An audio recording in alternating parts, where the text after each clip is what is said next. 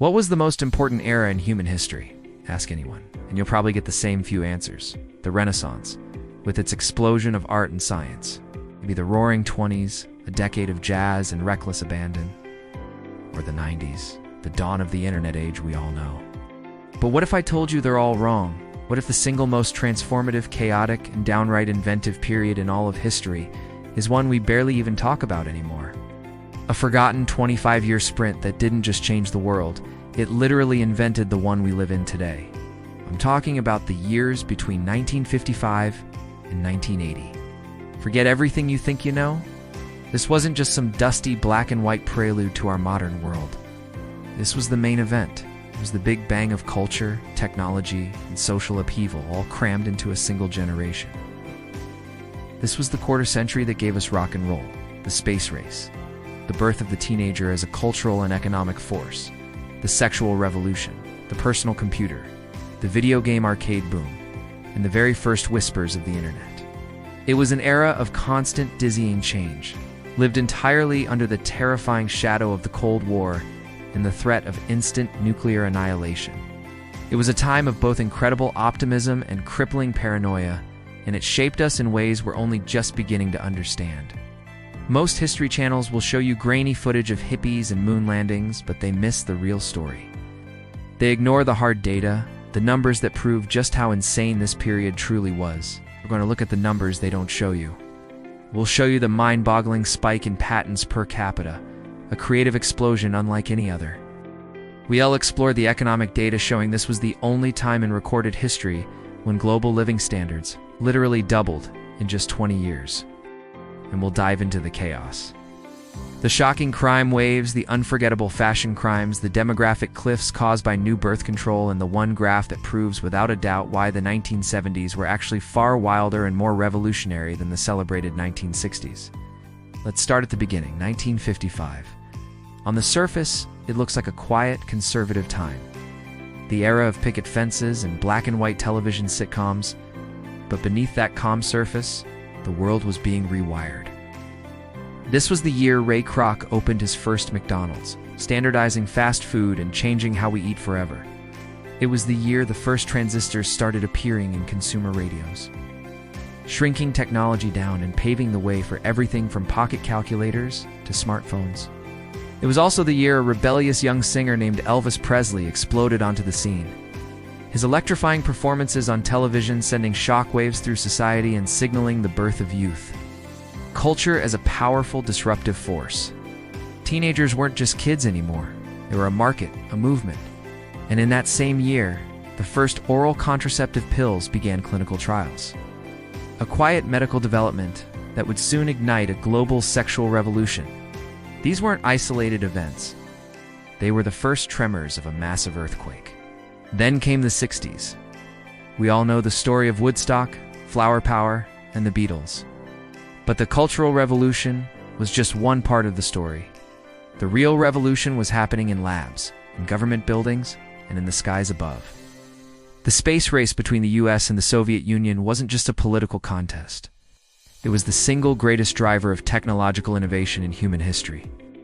To put a man on the moon, we had to invent new materials, new computers, new forms of communication. The Apollo guidance computer was one of the first devices to use integrated circuits, the tiny chips that are now the brains of every electronic device you own. This satellite television, first demonstrated in the mid-60s, meant that for the first time, a person in Tokyo could watch a live event happening in London. The world was shrinking right before our eyes. The social fabric was tearing apart and restitching itself at the same time. The civil rights movement achieved landmark victories, challenging centuries of injustice. The feminist movement gained momentum, fueled by books like The Feminine Mystique and the widespread availability of the pill. Colonial. Empires that had stood for hundreds of years crumbled in a matter of years, creating dozens of new nations.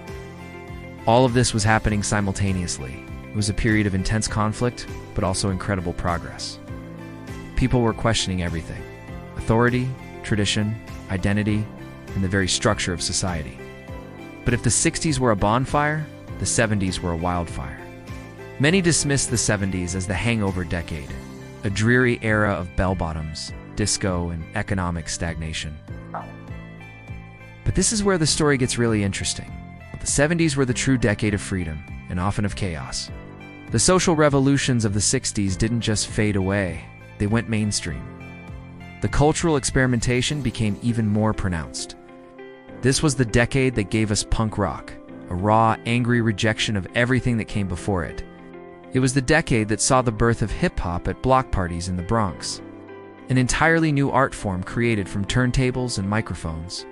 Video games escaped the lab and invaded public spaces with the arcade boom, creating a new form of entertainment and a new generation of digital natives. The first personal computers like the Apple II and the Commodore PET started appearing in homes, promising a future where anyone could have access to incredible computing power. The foundations of our digital world weren't laid in the 90s. They were poured in the 70s. At the same time, the world felt like it was teetering on the brink. The oil crisis of 1973 plunged the global economy into chaos and showed the West just how fragile its prosperity was. The final, humiliating withdrawal from Vietnam shattered American confidence. The Watergate scandal toppled a president and created a deep-seated distrust of government that persists to this day.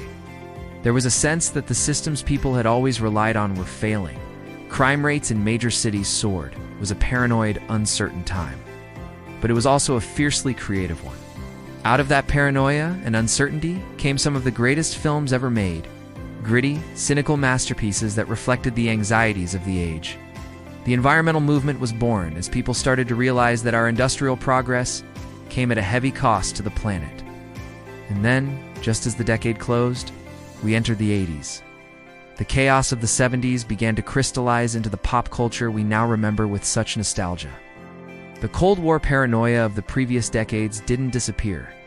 It was sublimated into blockbuster movies, new wave music, and fashion. The technological seeds planted in the 50s, 60s, and 70s began to bear fruit in the form of home computers, VCRs, and synthesizers. The world of 1980 was unrecognizable from the world of 1955. In just 25 years, humanity had gone from propeller planes to space shuttles, from landlines to the precursors of the internet, from cultural conformity to a kaleidoscope of subcultures. We had invented the pill, credit cards, microwaves, container shipping, and the very concept of youth culture. We had landed on the moon and nearly destroyed ourselves in a nuclear war. No other period in history has seen such a dense concentration of radical, world-altering change. So why do we overlook it? Perhaps because it's too close, too messy. It's not neat and tidy like the Renaissance. It's our parents' and grandparents' era, filled with uncomfortable truths and contradictions. But its legacy is everywhere. Technologies we use, the culture we consume, the social freedoms we enjoy, and the global anxieties we face all have their roots in this forgotten quarter century.